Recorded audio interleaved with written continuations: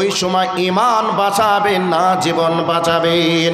আল্লাহর নবী বলেন ওয়াইন কুতিলতা আও হুররিকতা, আল্লাহর নবী বলছেন তোমাদেরকে যদি আগুনে জ্বালিয়েও দেয়, পুড়িয়েও দেয়, এমনকি তোমাদেরকে যদি টুকরা টুকরা করে পিস পিস করেও দেয়, লা তুশরিক বিল্লাহ, খবরদার তোমরা আল্লাহর সঙ্গে অংশীদার স্থাপন করবে না।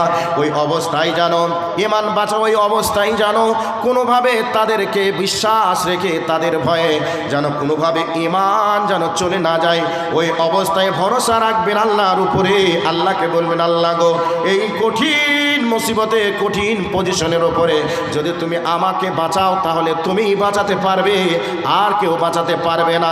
যদি আল্লাহর উপরে ভরসা রাখেন আর আল্লাহ যদি আপনার হায়াত লিখে রেখে দেয়, তাহলে পৃথিবীর কোনো মায়ের বেটা নেই আপনার একটা চুলকে হিলাতে পারে। আল্লাহ রব্বুল আলামিন বলেন বান্দারে ওয়া আলা রাব্বিহিম ইয়াতাওয়াক্কালুন, তোমরা কেবলমাত্র ভরসা আমারই উপরে রাখবে। এবার আপনাদেরকে এতক্ষণ ধরে কিছু কথা বললাম, এবার একটা ঘটনায় চলে যাই। হযরতে বিশ্বনবী জনাবে মুহাম্মদুর রাসূলুল্লাহ সাল্লাল্লাহু আলাইহি ওয়াসাল্লাম যেদিন মক্কা থেকে মদিনায় হিজরত করলেন, এই ঘটনা কে বা না জানে, সবাই জানে, তারপরে স্মরণ করিয়ে দেওয়ার জন্য বলছি।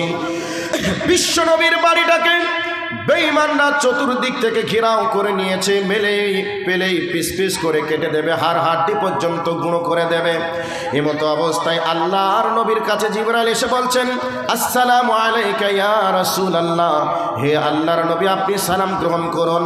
অবস্থা বড় ভয়াবহ, আপনার বাড়িটা চতুর্দিক থেকে বেঈমানরা ঘেরাও করে নিয়েছে, পেলেই মেরে দেবে। এই অবস্থায় 1 মিনিট দেরি করা যাবে না, তাড়াতাড়ি করে আপনি চাইছে লোকটা এই যে 9টা তাবিজ দান করেছে, কে? এই বরজাহান ওর খালার জন্য 9টা তাবিজ, 9টা তাবিজ, সোনার তাবিজ। এই চাবিটা কেন দিচ্ছেন? এই চাবিটাকে চাবিটা কার? এটাকে দোয়া করে দিন। কি নাম বললেন? বরজাহান পাঠালো ওর খালার জন্য আর কি। বরজাহান ওনার নাম, ওনার গ্রামের নাম কি? কল্যাণীপাড়া। আমাদের এই কল্যাণীপাড়া যে আপনাদের এই পাড়া আছে বা গ্রাম আছে, আপনারা সকলে অবগত আছেন। বরজান ওনার খালা, ওনার খালা পাঠিয়েছেন ওনার নামে, ওনার হাত দিয়ে 9খানা সোনার তাবিজ আছে। এই সোনার তাবিজ দিয়ে ওনার জীবনের গুনাহকে মাফ করতে চেয়েছে, পাশাপাশি উনি যাতে জান্নাতে যান তার ব্যবস্থা করেছেন। তার সাথে সাথে দ্বীনের খেদমতের জন্য 100 টাকাও তিনি পাঠিয়েছেন। আল্লাহর কাছে দোয়া রাখি, হে রব তুমি তোমার বান্দিকে দ্বীনের খাদেমা হিসাবে কবুল করো, ওনার জিন্দেগির পাপগুলিকে তুমি মাফ করে দাও। তার সাথে সাথে যে ব্যক্তি নিয়ে এসেছেন ওনাকেও তুমি দ্বীনের জন্য কবুল করো।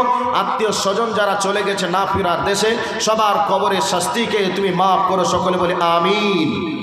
এটা কদিন আগে আমাদের পাড়ার একটা বৌমা, আমাদের এখানে ছাত্রী ছিল, তো গত 3-4 দিন আগে ও মৃত্যুবরণ করেছে। ও এই মাদ্রাসার ছাত্রী ছিল, কারিমা নাম। আর কয়দিন আগে মৃত্যুবরণ করেছে, আর দুনিয়াতে নেই। ওনার পরিবারের পক্ষ থেকে ওনার জন্য 2টি কানের কি বলেন এটাকে, কানের দুল দিয়েছে, আর একটা নাক মাছি দিয়েছে।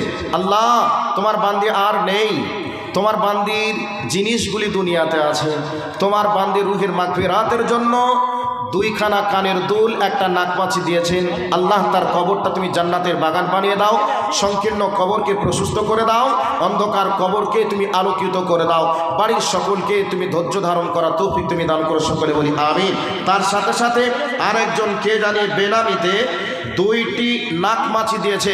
আল্লাহ তোমার বান্দির দানকে তুমি কবুল করো, মনের আশাকে তুমি পূরণ করো, হায়াতে তাইয়্যিবা সিহাতে কুল্লিয়া তুমি দান করো। আমিন, আল্লাহুম্মা আমিন। তবে সিচুয়েশনটা কেমন হয়েছিল? বাড়িটা চতুর্দিক থেকে ঘেরাও করে নিয়েছে, পেলেই মেরে দিবে। এই অবস্থায় আল্লাহর নবীকে জিবরাইল এসে বলছেন রেডি হয়ে যান, তাড়াতাড়ি মক্কা ছেড়ে মদিনায় যাওয়া লাগবে।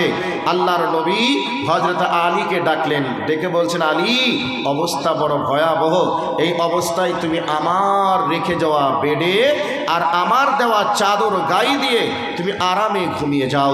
আচ্ছা বলুন তো, আমাকে শত্রুপক্ষ খুঁজছে, পেলেই মেরে দিবে।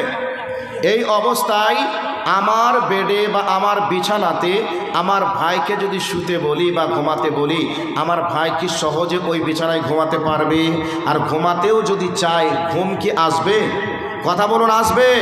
কারণ আমাকে মনে করেও তো আমার ভাইকে পিস পিস করে দিতে পারে, পারে কি পারে না? পারে। তো আল্লাহর নবী জনাবে মুহাম্মদুর রাসূলুল্লাহ সাল্লাল্লাহু আলাইহি ওয়াসাল্লাম হযরত আলীকে ডাকলেন, আলীকে বললেন তুমি ঘুমিয়ে যাও, আমি চলে গেলাম মক্কাতে তোমাদেরকে, মদিনায় চলে গেলাম তোমাদেরকে রেখে। আল্লাহর নবী চলে গেলেন, ও ঘটনা আলাদা। আল্লাহর নবী যাওয়ার পরে আনসার মুহাজিরদের কাছে গিয়ে ঘটনাটা ব্যক্ত করলেন যে এই পজিশন আর এই পজিশনে আমি চলে এসেছি আল্লাহর অর্ডারে। এবার আনসার মুহাজিরদের দলে মনের ভিতরে একটা কৌতূহল জেগে উঠল যে ওই কঠিন পরিস্থিতি পরিবেশের উপরে হযরত আলী বিছানাতে ঘুমালেন কি করে, ওই রাত্রিতে ওই ঘরে থাকতে পারলেন কি করে? কারণ তারা মোহাম্মদ মনে করে আলীকেও তো পিচ পিচ করে দিতে পারে। এই অবস্থায় ঘুম এসেছিল কি না, মনের খবর কি হয়েছিল একটু জানা লাগবে, মনে কৌতূহল জেগে আসলো। এমতো অবস্থায় হযরতে আলী রাদিয়াল্লাহু তাআলা আনহুকে জিজ্ঞাসা করা হলো, আলী মক্কা থেকে যখন মদিনায় হিজরত করলেন, আনসার মুহাজির দলেরা দেখেই আলীকে বলছেন, আলী তোমার সঙ্গে আমাদের কিছু কথা আছে, তবে তুমি বলো সেই রাত্রির ঘটনা তুমি আমাদেরকে শোনাও, যেই রাত্রিতে রসুল নিজের জীবন নিয়ে পালিয়ে এসেছে, মক্কা ছেড়ে মদিনায় চলে এসেছেন। অতএব তোমাকে নবীজির বেডে ঘুমাতে বলেছেন, নবীজির চাদর গায়ে দিয়ে। আচ্ছা বলো তো ভাই আলী, ওই রাত্রিতে তোমার মনের অবস্থা কেমন হয়েছিল তুমি বলো। হযরত আলী বললেন, ভাই রে, ওই রাত্রিতে আমার মনের অবস্থা কোনো পরিবর্তন হয় নাই, আমি আল্লাহর উপরে ভরসা রেখে আমি আরামে ঘুমিয়েছিলাম। সাহাবীরা বললেন, কি ব্যাপার? এবার আল্লাহর নবীর কথাটা হযরত আলী সাহাবীদেরকে বললেন, ওগো আমার বন্ধুগণ, ওগো আল্লাহর নবীর সাহাবীরা, তোমরা শোনো, আল্লাহর নবী আমাকে আল্লাহর নবী হিজরত করার পূর্বে বলেছিলেন, আলী আমার হিজরতের পরে তোমাকে হিজরত করা লাগবে। মানে আল্লাহর নবীর মুখ দিয়ে কথা বার হয়েছে, হিজরত করতেই হবে। আল্লাহর নবীর কথার উপরে বিশ্বাস ছিল, আর আল্লাহ রব্বুল আলামিনের উপরে আমার ভরসা ছিল। আল্লাহ যদি আমার সহায়ক হয়ে যায়, আল্লাহ যদি আমাকে হেফাজত করে, কেউ কিচ্ছু করতে পারবে না। ওয়াকানা হাক্কান আলাইনা নাসরুল মুমিনিন। হযরত আলী বলে দিলেন যে আমার উপরে আল্লাহর সাহায্য ছিল, আল্লাহ রব্বুল আলামিন আমার উপরে সহায়ক হয়েছিলেন, এই জন্যে আমি আল্লাহর উপরে ভরসা রেখে রাতে ঘুমিয়েছিলাম। তাহলে দেখুন তো পরিস্থিতি কত ভয়াবহ। এই পরিস্থিতির উপরে হযরতে আলীর আল্লাহর প্রতি বিশ্বাস ছিল, নবীর কথার উপরে বিশ্বাস ছিল বলে আল্লাহর উপরে ভরসা রেখে রাতের অন্ধকারে শত্রুদেরকে রেখেও তিনি আরামে ঘুমিয়েছিলেন। আল্লাহ রব্বুল আলামিন বলেন, ওয়া আলা রাব্বিহিম ইয়াতাওয়াক্কালুন, মুমিনরা কেবলমাত্র আমারই উপরে ভরসা রাখবে। এবার 4 নম্বরে চলে গেলাম। আল্লাহ রাব্বুল আলামিন বলেন, আল্লাযীনা ইউকিমুনাস সালাতা, আল্লাহ রাব্বুল আলামিন বলেন যারা মুমিন হবে তারা সালাত আদায় করবে।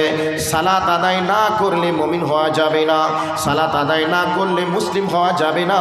আল্লাহর নবী ডাইরেক্ট ফতোয়া দিয়ে দিয়েছেন, আল্লাহর নবী ডাইরেক্ট কথা বলে দিয়েছেন, বাইনাল আবদে বাইনাল কুফরে তারকুস সালাহ। আমার নবী বলছেন একজন মুসলমান ও মুসলমানের মাঝে পার্থক্য হলো সালাত। সালাত আদায় করলে মুসলমান, আর সালাত আদায় না করলে মুসলমান নয়, আল্লাহর নবী বললেন। আর আল্লাহ পাক মুমিনদের বিষয় নিয়ে আলোচনা করতে গিয়ে বলছেন, আল্লাযীনা ইউকিমুনাস সালাতা, মুমিনরা অবশ্যই সালাত আদায় করবে। সালাত আদায় না করলে মুসলমান হওয়া যাবে না, সালাত আদায় না করলে মুমিন হওয়া যাবে না। এবার সালাতের যেহেতু কথা এসে গেছে, আপনাদেরকে বলে দিই, সালাত আদায় করার পরেও অনেক মানুষ আল্লাহর জাহান্নামে চলে যাবে। এবার আপনারা বলবেন, মাওলানা সালাত আদায় করার পরে আবার জাহান্নামে যাবে, তার কারণ কি? আল্লাহ রাব্বুল আলামিন বলেন, ফাওয়াইলুল লিল মুসাল্লিন আল্লাযীনা হুম আন সালাতিহিম সাহুন। আল্লাহ রাব্বুল আলামিন বলেন, মুমিন নামাজি হওয়ার পরেও ওয়েল নামক জাহান্নামে যাবে। এবার বলবেন নামাজ পড়ার পরে ওয়েল নামক জাহান্নামে যাবে, তার কারণটা কি? আল্লাহ রাব্বুল আলামিন বলেন আল্লাযীনা হুম আন সালাতিহিম সাহুন, তারা নামাজ পড়ে নামাজের ব্যাপারে উদাসীন থাকে। এবার বলবেন উদাসীন কি? আল্লাহ রাব্বুল আলামিন বলেন নামাজ পড়তে হবে একগ্রতার সহিত, খুশু চিত্তে। আল্লাযীনা হুম ফি সালাতিহিম খাশিউন, নামাজ পড়বে ভীতু সন্ত্রস্ত মনোভাবে আল্লাহ রাব্বুল আলামিনকে রাজি খুশি করার জন্য।